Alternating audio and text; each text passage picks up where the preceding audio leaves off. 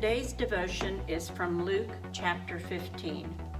Now the tax collectors and sinners were all gathering around to hear Jesus, but the Pharisees and the teachers of the law muttered, "This man welcomes sinners and eats with them." Then Jesus told them this parable. Suppose one of you has 100 sheep and loses one of them. Doesn't he leave the 99 in the open country and go after the lost sheep until he finds it? And when he finds it, he joyfully puts it on his shoulder and goes home.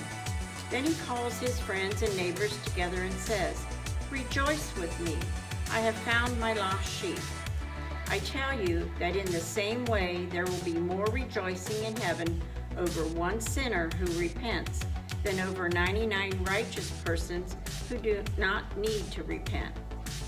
Or suppose a woman has 10 silver coins and loses one. Doesn't she light a lamp, sweep the house, and search carefully until she finds it? And when she finds it, she calls her friends and neighbors together and says, "Rejoice with me, I have found my lost coin." In the same way, I tell you, there is rejoicing in the presence of angels of God over one sinner who repents. Jesus continued, "There was a man who had 2 sons. The younger one said to his father, 'Father, give me my share of the estate.' So he divided his property between them. Not long after that, the younger son got together all he had, set off for a distant country, and there squandered his wealth in wild living. After he had spent everything, there was a severe famine in the whole country, and he began to be in need. So he went and hired himself out to a citizen of that country, who sent him to his fields to feed pigs. He longed to fill his stomach with the pods that the pigs were eating, but no one gave him anything.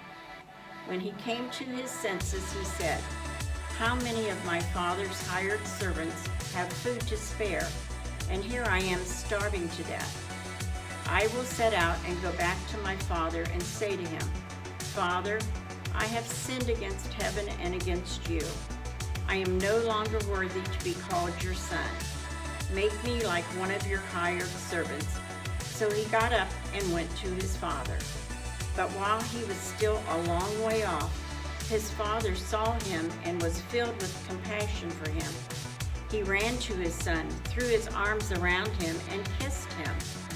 The son said to him, 'Father, I have sinned against heaven and against you. I am no longer worthy to be called your son.' But the father said to his servant, 'Quick, bring the best robe and put it on him. Put a ring on his finger and sandals on his feet. Bring the fattened calf and kill it. Let's have a feast and celebrate. This son of mine was dead and is alive again. He was lost and found.' So they began to celebrate. Meanwhile, the older son was in the field.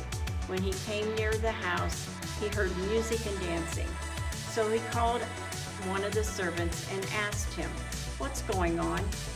'Your brother has come,' he replied, 'and your father has killed the fattened calf because he has him back safe and sound.' The older brother became angry and refused to go in.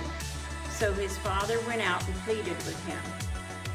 But he answered his father, 'Look, all these years I've been slaving for you and never disobeyed your orders. Yet you never gave me even a young goat so I could celebrate with my friends.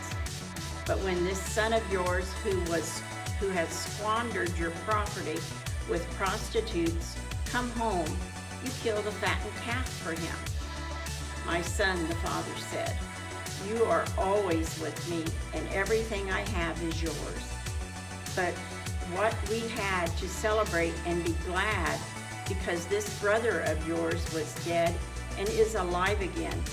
He was lost and now is found.'"